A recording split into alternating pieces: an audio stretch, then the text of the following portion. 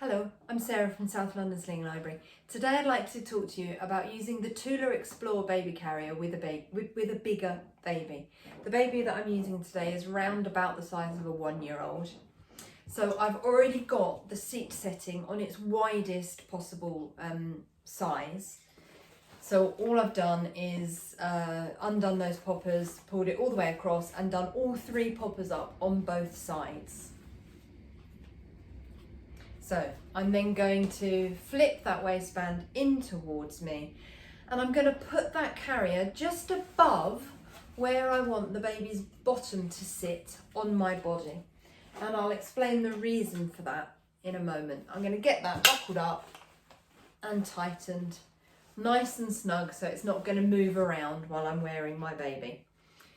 Now I've got tiny little T-Rex arms. I find it really hard to get those chest clips done up behind me. So I'm going to cheat. Going to get hold of the back clip on my carrier here and I'm going to do it up in front of me where I can see it. I've also make sure that I've slid it nice and low on the shoulder straps and I've got my shoulder straps nice and long so that my carrier sits like that.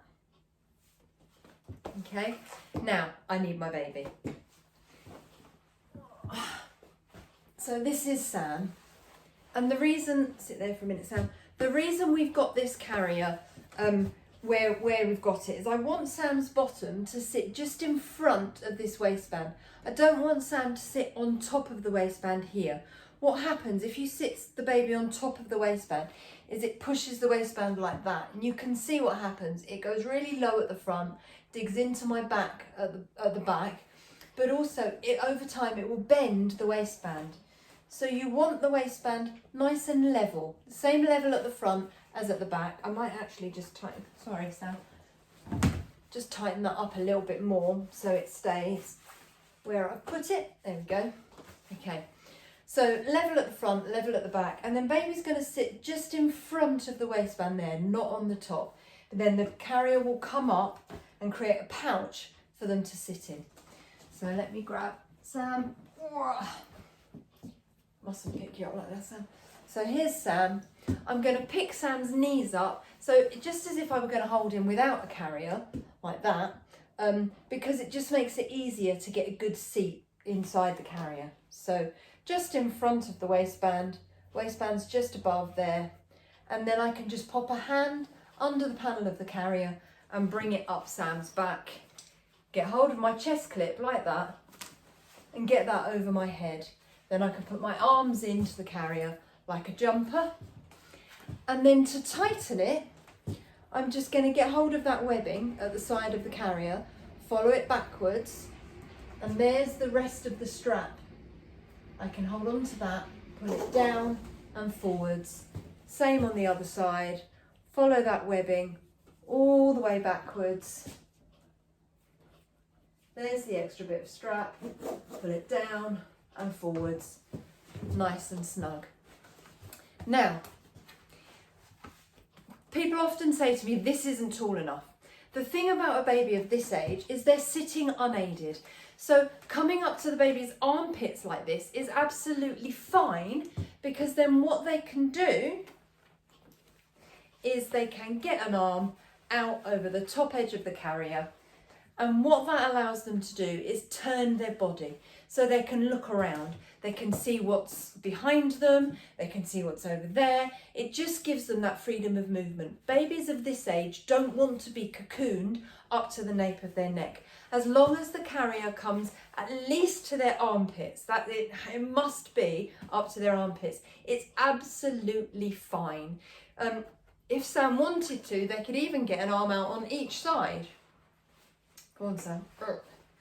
There you go. You see? It just gives them that little sense of freedom, so they don't object quite so much if you want to put them in the carrier, for example, on the tube or getting on and off trains and buses. It's just easier sometimes to have them in a carrier.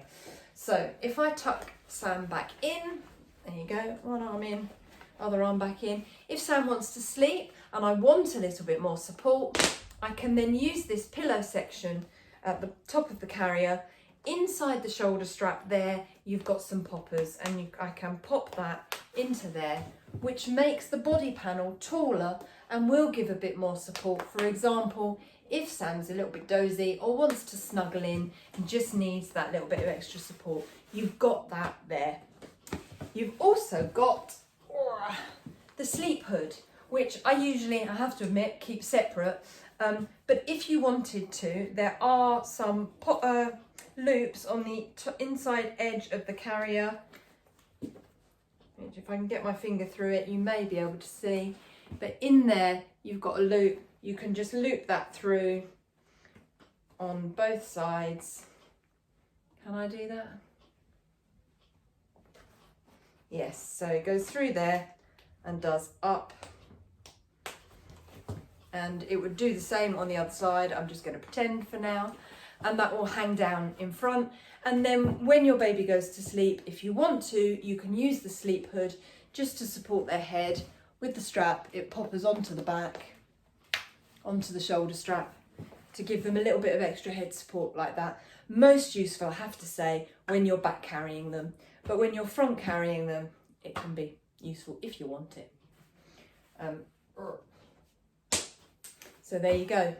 To take the baby off, because you slid that strap nice and low, you should be able to reach it either going that way, or if you're a little bit more flexible than me, going that way. I'm going to go this way, and I can just get that undone and slip my shoulders out and let my baby run free. Or, just tip him out onto the floor, because he's mostly made of sand and plastic.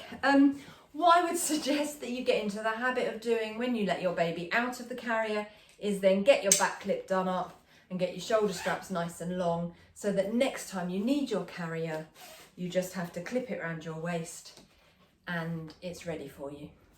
I hope that helps. If you'd like to borrow a Tula Explore or any of our other slings or carriers, or if you'd like an appointment to talk about whatever it is that you need for your carrying journey, then you can find all the details of how to do that at southlondonslings.co.uk.